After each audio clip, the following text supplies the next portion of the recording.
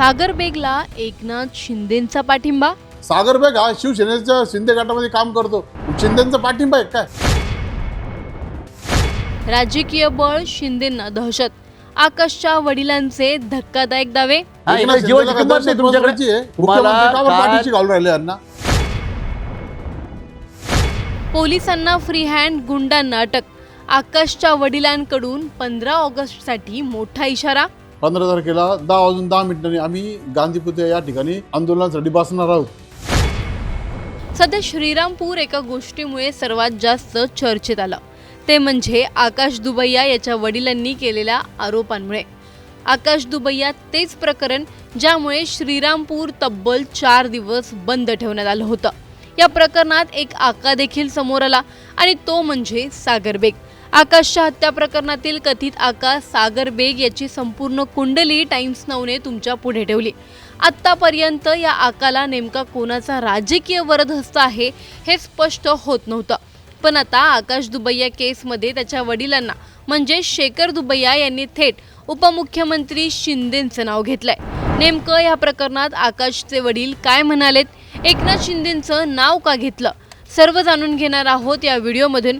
Video शेवटपर्यंत नक्की पहा आणि टाइम्स नाऊ मराठीच्या यूट्यूब, इंस्टाग्राम आणि फेसबुक पेजला फॉलो करायला विसरू नका. आकाश दुबैया हत्येने फक्त श्रीरामपूर नाही तर अख्खा महाराष्ट्र हादरला होता. सागर बेगचं नाव शेखर म्हणजेच आकाशच्या वडिलांनी सर्वप्रथम घेतलं. किती बेग आणि जेदे गँगची मुलं होती आणि त्यानंतर या सर्व प्रकरणात सुरुवात झाली ती म्हणजे सागर बेगची हिस्ट्री बाहेर निघायला. चण्यापासून ते सागर बेग श्रीरामपूरचा आका कसा झाला सर्वच बाहेर निघालं. पण या प्रकरणात किंवा सागर बेगला ओव्हरऑल कुणाचा राजकीय पाठिंबा आहे हे समोर येत नव्हतं. काल म्हणजेच 11 ऑगस्टला शेखर दुबैया यांनी पत्रकार परिषद घेत एकनाथ शिंदेंचा या प्रकरणाला पाठिंबा आहे का असा प्रश्न उपस्थित केला. ते नेमकं काय म्हणालेत तुम्हीच ऐका. यांना नक्कीच कोणाच तरी राज्यकर्त्यांचा पाठिंबा आहे. त्याशिवाय हे सागर बेग हा शिवसेनेच्या शिंदे गटामध्ये काम करतो. मग शिंदेचा पाठिंबा आहे काय? शिंदेना भेटायला आम्हाला आमच्या मुलाची किंमत नाही काही, जीवाची किंमत नाही तुमच्याकडे समाजामध्ये. मुख्यमंत्री का बरं पाठीशी घालून राहिले यांना? सागर बेग हा शिंदेच्या शिवसेनेत कार्यकर्ता जरी असला तरी हे हिंदूंनाच का त्रास देत आहेत? जर का आकाशला न्याय नाही मिळाला तर 15 ऑगस्टला दुबैया कुटुंब धरणे आंदोलनावर बसणार असा देखील त्यांनी इशारा दिला आहे. श्रीरामपूरमध्ये आकाश दुबैयाच्या मृत्यूने एका कुटुंबाचा आधार हिरवला गेला. पण या प्रकरणातून आता अनेक गंभीर प्रश्न उभे राहत आहेत. सागर बेगला खरंच कोणाचं राजकीय पाठबळ आहे? आकाशच्या वडिलांनी केलेले आरोप कितपत खरे आहेत? आणि जर राजकीय ताकद असेल तर सामान्य कुटुंबाने न्यायासाठी कोणाकडे पाहायचं? 15 ऑगस्टला दुबैया कुटुंबाने दिलेल्या आंदोलनाच्या इशाऱ्याने आता प्रशासनासमोरही मोठं आव्हान उभं राहिलं आहे. आकाशला न्याय मिळणार की या कुटुंबाचा संघर्ष आणखी लांबणार? तुम्हाला या प्रकरणी नेमकं काय वाटतं आम्हाला कॉमेंटमध्ये नक्की कळवा. व्हिडिओ लाईक व शेअर करायला विसरू नका. तसंच अशा नवनवीन अपडेट्ससाठी आणि माहितीपूर्ण व्हिडिओजसाठी टाइम्स नाऊ मराठीला नक्की फॉलो करा.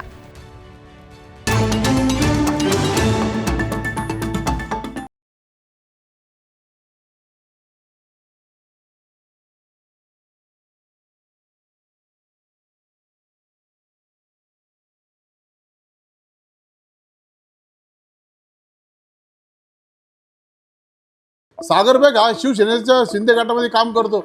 शिंदेचा पाठिंबा आहे काय?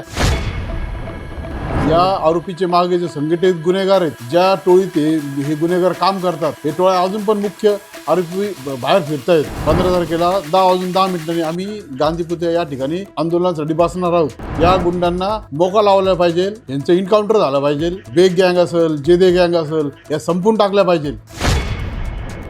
माझ्या मुलाची निर्गुण हत्या झाली, खून झाला. या घटनेला आता 1 महिना उलटून गेलेला आहे. तरी पण जे मुख्य आरोपी ते धरले गेलेत. पण या आरोपीचे मागे जे संघटित गुन्हेगार आहेत, ज्या टोळीत हे गुन्हेगार काम करतात, हे टोळ्या अजून पण मुख्य आरोपी बाहेर फिरतायत. यांच्या टोळ्या बाहेर फिरतात. अजून गावामध्ये यांची गुन्हेगारी चालूच आहे. या गुन्हेगारीला कधी आळा बसणार? प्रशासक अजून कधी निर्णय घेणार? त्याच्यामुळं येत्या 15 तारखेला 10 वाजून 10 मिनिटांनी आम्ही गांधी पुतळा या ठिकाणी धरणे आंदोलनासाठी बसणार आहोत. श्रीरामपुरातून ही गुन्हेगारी ही संघटित गुन्हेगारी ही कायमस्वरूपी या ठिकाणी बंद व्हायला पाहिजे. प्रशासनाने या गुंडांना मोका लावला पाहिजे, यांचं एन्काउंटर झालं पाहिजे. जे गावामध्ये जे गँग फिरतात हे बेग गँग असेल, जेदे गँग असेल, या ज्या टोळ्या आहेत या संपून टाकल्या पाहिजे. श्रीराम सेवा संघाच्या नावाच्या खाली हे गुंडांच्या टोळ्या चालवतात हे लोकांना कळलं पाहिजे. ही संघटना बंद झाली पाहिजे. श्रीरामाच्या नावाने जी संघटना चालवतात हे श्रीरामाच्या नावाला बदनाम करतात हे लोक, आणि या नावाखाली गुंडगिरी करतात. हे या शहरातल्या मुलींना त्रास देतात, महिलांना त्रास देतात, मंगळसूत्र चोर, मुलींना पळून ने अनेक गुन्हे या गुन्हेगारांवर आहेत. आणि आता हे आपल्या घरापर्यंत खुनापर्यंत पोहोचलेले. आज माझा मुलगा गेला, अजून उद्या कोणाचा मुलगा जाऊ नये, या शहरामध्ये शांतता लावावी यासाठी आम्ही 15 तारखेला उपोषणाला बसतो. धरणं आंदोलन करायचं उद्दिष्ट आहे की श्रीरामपूर हे गुन्हेगार मुक्त झालं पाहिजे. 15 तारखेला आपण धरणं आंदोलनासाठी गांधी समोर 10 वाजून 10 मिनिटे बसणार आहे. त्याचं उद्दिष्ट जे की श्रीरामपूर हा गुन्हेगार मुक्त झाला पाहिजे. जी गुन्हेगारी वाढलेली आहे, जे सरेद गुन्हेगार गावात फिरत आहेत ते आटोक्यात आले पाहिजे आणि गुन्हेगार हद्दपार झाले पाहिजे श्रीरामपूरमधून. त्याच्या मागचं उद्दिष्ट तोच आहे. आणि जे घटना आमच्या घरात घडली, दुर्दैवी घटना आहे की आमचा एक करता मुलगा गेलेला आहे. जो जर एखाद्या नेत्याच्या घरात, एखाद्या गुंडाच्या घरात जर त्याचा मुलगा गेला, त्याची भावना काय असती, ती भावना आमची आहे. आम्ही त्या भावनेने बोलतो आहे की बाबा ह्या गुन्हेगाराला मोका का लावून त्यांच्या प्रॉपर्टी सीज कराव्या आणि परत ह्या ज्या 15 ते 20-22 वर्षाचे मुलं आहेत त्यांना यांनी जे गुन्हेगार करायला लावलेले ते कुटुंब सुद्धा वाचलं पाहिजे. हे गुन्हेगारी मुक्त झालं पाहिजे. पोरांना हाताशी धरून मोठे मोठे गुन्हे करतात हे लोक, आणि त्यांना आपण म्हणतो बाल गुन्हा किंवा तो कोणता गुन्हा आहे त्या मुलाकडून करून घ्यायचा आणि त्या मुलांना वाऱ्यावर सोडून द्यायचं. हा जो प्रकार चालू झालेला आहे नवीन क्राईम मध्ये, हा प्रकार सुद्धा बंद झाला पाहिजे. आणि व्यापाऱ्यांना, इथं असलेल्या लोकांना, नोकरदार वर्गाला निवांत राहता आलं पाहिजे श्रीरामपूरमध्ये. म्हणून आमची ही कळकळीची विनंती, म्हणून आम्ही धरणं आंदोलन बसत आहे की ही या संघटनेवर मोका का लावून संघटनाच पूर्ण हद्दपार करून गुन्हेगार हद्दपार झाले पाहिजे. ही आमची दुबई कुटुंबाची विनंती आहे. मुलगा गेलेला आहे तो येणार नाही, पण हे गुन्हेगारी तर संपली पाहिजे. आणि 15 ऑगस्टला भारत जसा स्वतंत्र झाला आहे तसा ह्या श्रीरामपूर त्या दिवशीपासून गुन्हेगार मुक्त झालं पाहिजे. हा त्याच्या मागचं उद्दिष्ट आहे. ह्याच्यासाठी सकल श्रीरामपूरकर, सर्व पत्रकार मित्र, आमचे सर्व मित्र, सर्व व्यापारी बंधू आमच्याबरोबर आहेत. आम्ही त्यासाठी आज म्हणजे 15 तारखेला धरणं आंदोलनासाठी बसणार आहे. एवढा मोठा गुन्हा घडून सुद्धा मुख्यमंत्री असतील, उपमुख्यमंत्री असतील, या लोकांनी श्रीरामपूरची अजिबात दखल घेतलेली नाहीये. श्रीरामपूर 4 दिवस सलग बंद होतं. एकही दुकान या ठिकाणी उघडं नव्हतं. लोकांना पाणी प्यायला सुद्धा पुढे भेटत नव्हतं. इतकं तीव्र आंदोलन करून सुद्धा या राज्याचे मुख्यमंत्री, उपमुख्यमंत्री काय करतायत? का श्रीरामपूरची दखल घेतली जात नाही? या गुन्हेगारांच्या पाठीशी हे राज्यकर्ते आहेत का काय? आम्हाला तर शंका आहे की मुख्यमंत्री, उपमुख्यमंत्री यांचा वरद असतंय. यांना गुंडांची गरज आहे का? म्हणजे तुम्ही व्यापाऱ्याच्या पोरांना मारा, हिंदूच्या पोरांना मारा असं त्यांना संदेश देताय तुम्ही. आज जे चाललंय हे तुम्ही संदेश देताय की व्यापाऱ्यांना, हिंदूंना मारा. याचा मागचा उद्देश तोच आहे. का नाही तुम्ही यांच्यावर कारवाई करत? का बरं यांनी मोकायला 1 महिना लागला तुम्हाला हे कारवाई करायला? असं काय आहे यांच्यामध्ये? हिंदू आहे, आम्ही हिंदू आहे ना, आम्ही व्यापारी, आम्ही टॅक्स पेअर आहे, आम्ही टॅक्स पे करतो. आम्हाला काय संरक्षण दिलं? सरळ लोकांनी मारून जायचं, दिवसा ढोळे मारायचं, मक्तेदारी झालेली, गुन्हेगारी वाढलेली आहे. कोणी कोणाला घाबरत नाही. हीच घटना जर एखाद्या मंत्र्याच्या घरात, हीच घटना एखाद्या गुन्हेगार घडला, काय केलं असतं त्यांनी? महाराष्ट्र उलता पुलता करून ठेवला असतं त्यांनी. म्हणजे काय एखाद्या जीवाची किंमत नाही इथं कोणी कोणाला मारून जायचं. ह्या गावचे, राज्याचे प्रमुख आहे तुम्ही, गृहमंत्री आहे तुम्ही, लक्ष घातलं पाहिजे, यायला पाहिजे होतं तुम्ही. श्रीरामपूर 4 दिवस कोट्या रुपयाचं नुकसान झालेले. कोर्ट बसून सगळं दुकानं, व्यापारी, पोस्ट, रेल्वे सगळं काही बंद होतं. का नाही आले इथं? का नाही दखल घेतली? आम्ही पालकमंत्र्याच्या निमित्ताने त्यांना निरोप पाठवला. पालकमंत्री येऊन गेले. पालकमंत्र्याच्या निमित्ताने मी सांगतो तुम्हाला, त्यांच्या वतीने सांगतो की मुख्यमंत्री म्हणून तुम्ही इथं लक्ष घाला. या इथं एका करता मुलगा गेलेला आहे ना. एवढी मोठी घटना होऊन सुद्धा महिनाभर झालं तर अनेक घटना श्रीरामपुरात चालूच आहे. अजून हे घटना थांबायची वेळ नावच घेत नाहीये. काल नगरला झालेल्या हत्येमध्ये काल जे एवढी हिंमत या मुलांना कुठे येऊ राहिली? यांना नक्कीच कोणाच तरी राज्यकर्त्यांचा पाठिंबा आहे. त्याशिवाय हे सागर बेग हा शिवसेनेच्या शिंदे गटामध्ये काम करतो. मग शिंदेचा पाठिंबा आहे काय? शिंदेना भेटायला आम्हाला आमच्या मुलाची किंमत नाही काही, जीवाची किंमत नाही तुमच्याकडे समाजामध्ये. पाठीशी घालून राहिले यांना. नगरला काल जे हत्या झाली त्याच्यामध्ये श्रीरामपूरचा उल्लेख झाला की श्रीरामपूरचे लोक किती संघटित होऊन त्यांनी विरोध केला म्हणून. 4 दिवस श्रीरामपूर बंद म्हणजे काय सामान्य काम नाही. श्रीरामपूर 4 दिवस म्हणजे कोटी रुपयाचं नुकसान झालं. हे केंद्रापर्यंत गेलेले, राज्यापर्यंत गेलेलं. मग का नाही आलं राज्यकर्ता मोठा इथे येऊन? का नाही भेटला? तुम्हाला जर असं जर जनतेला वाऱ्यावर सोडायचं असेल तर जाऊ दे, मरू दे. मग आज आमचा गेला, उद्या त्यांचं जाईल. जाऊ दे पोरं, मरू द्या लोकांना. 4 दिवसात नुसतं दुकानच बंद नव्हते, बँका बंद होत्या, कोर्ट बंद होतं, सगळे प्रशासकीय सगळे कामं बंद होते. नुसतं गाव नव्हतं. या राज्याचे मुख्यमंत्री, या राज्याचे मुख्यमंत्री, गृहमंत्री आहेत, त्यांनी ताबडतोब ऍक्शन घेतली पाहिजे होती आणि एन्काउंटरची ऑर्डर द्या ना तुम्ही. कशाला सांभाळायची? गुन्हेगार सांभाळायचं कायसाठी, परत दुसऱ्याला मारण्यासाठी का, परत सुटून यायचं दुसऱ्याला मारणार का? करा ना यांच्यावर ऍक्शन करा, पोलिसांना फ्री आणि द्या तुम्ही, देऊन टाका, एन्काउंटर करून टाका. काय काय काय करत नाही, काय करणार आहे? एका टॅक्स भरणार आहे का? लाखो रुपये टॅक्स भरतो आम्ही, हे टॅक्स भरणार आहे, येणार परत गुन्हेगार करणार, कोणातरी परत गोळ्या घालणार आहे, कोणातरी मारणार. लोक काय चाललंय, कोणत्या दिशेला नेऊन चाललं महाराष्ट्र?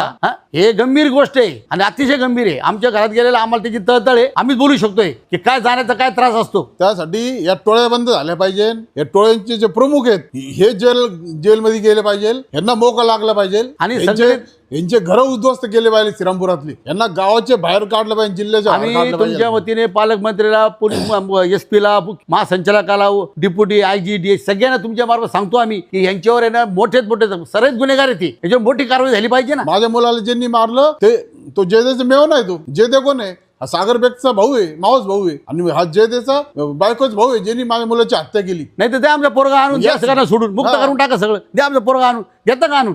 हा तुम्हाला काय झालं गेलं विसरून जा, महिना झाला कोणी यायला तयार नाही, कोणी गंभीर दखल घ्यायला तयार नाही. हा द्या ना पोलिसांना फ्री आणि द्या, घरा म्हणा गोळ्या यांना घरात घुसून, घरातून बाहेर काढायचं सगळे. कोणाची जीवाची किंमत काय मला सांगा ना, जन्माला घालू शकता, मारू शकत नाही कोणी. हेच जर घटना एखाद्याच्या एखाद्या मोठ्या नेत्याच्या घरात काय झालं असते त्याचं, काहीच दखल घ्यायला तयार नाही कोणी. आम्ही एक नागरिक म्हणून, एक शुद्ध व्यापारी म्हणून बोलतोय आम्ही की आमचा मुलगा गेलेला आहे, हॉटेलमध्ये येऊन मारलेले. जर मुलगा परत येत असता आम्ही कशाला बोललो असतो? मुलगा येणार आहे का आमचा? मग हे परत घडू नये, परत हे गुन्हेगार होऊ नये कुठं, म्हणून हे बोलतोय आम्ही. आणि हा निरोप हा मुख्यमंत्रीपर्यंत, महासंचालकापर्यंत, पालकमंत्र्यापर्यंत गेला पाहिजे की याच्यावर गंभीर दखल घ्या म्हणून. आज काल पण नगरमध्ये एक हत्या झालेली, काय प्रकार आहे हा? कुणी यायचं, कोणाच्या जीवर उठायचं, कुणी यायचं, कोणाला मारायचं? हे राज्यकर्त्यांचं काम आहे की तुम्ही त्या पोलिसांना फ्री हँड देऊन टाका, गोळ्या घालायला सांगा यांना सगळ्यांना, त्याशिवाय गुन्हेगारी बंद होणार नाही. म्हणजे जी घटना आज आमच्या घरात घडली, उद्या श्रीरामपूरच्या कोणत्या घरात ही घटना घडू नये, असं एवढा मोठा प्रसंग कोणावर येऊ नये. आमची जी तळतळ आहे हे सर्वांसाठी आहे. आम्ही महिना झालेला आमच्या मुलाला जाऊन आम्ही वाट बघतोय की शासन प्रशासन काय निर्णय घेणार. त्यासाठी आम्ही धरणे आंदोलनाला बसणार आहे 15 ऑगस्टला गांधी प्रतिष्ठानमध्ये 10 मिनिटांनी. आणि आम्ही ज्यावेळेस आमचा मुलगा हत्या झाली त्याच्यानंतर आम्ही जी त्यांची डेड बॉडी आम्ही पोलीस स्टेशनला नेली, तर आम्हाला एसपीने आयजीने आम्हाला लेखी दिलेले की त्यांना मोकाचा गुन्हा दाखल करू, त्यांच्यावर कारवाई करू म्हणून. आज 1 महिना होईल आमच्या याला, का नाही झाला? काय अडचण आहे तुम्हाला? काय नाही घेऊ शकत तुम्ही निर्णय? ते गुन्हेगार आहेत ना, ते कुठं स्वतंत्र सैनिक आहेत, ते कुठं व्यापारी आहेत, ते गुन्हेगार आहेत. गुन्हेगारवर निर्णय घ्यायला इतका वेळ लागतो कशाला? काय रुपयाचा टॅक्स भरता का? ते सगळं तर फ्री आहे त्यांना, सगळं नाही राहायचं, नगरपालिका जागेत, शासनाच्या जागेत राहायचं, गुन्हेगारी करायची, लोकांना मारायचं, रुपयाचा टॅक्स भरायचा नाही, लाखो रुपये आम्ही भरायचे, व्यापाऱ्यांनी टॅक्स भरायचे, लाखो रुपये टॅक्स भरतो आम्ही. तर ह्या गोष्टीचा अर्थ एकच आहे की बाबा आमची तळतळ, आमचा मुलगा गेलेला आहे. आमची प्रशासनाला, मुख्यमंत्र्याला, उपमुख्यमंत्र्याला ही विनंती की आम्हाला संघटित गुन्हेगारीवर मोका लावावं, ही जी गुन्हेगारी उपटून काढावी गावातून. श्रीरामपूर हा गुन्हेगार मुक्त झाला पाहिजे, हा उद्देश आहे आमचा. परत ही घटना कोणाच्या घरात घडू नये, कारण की कोणाचा जीव घ्यायचा अधिकार कोणाला नाही, जन्माला घालायचा आहे पण घ्यायचा अधिकार कोणाला नाही.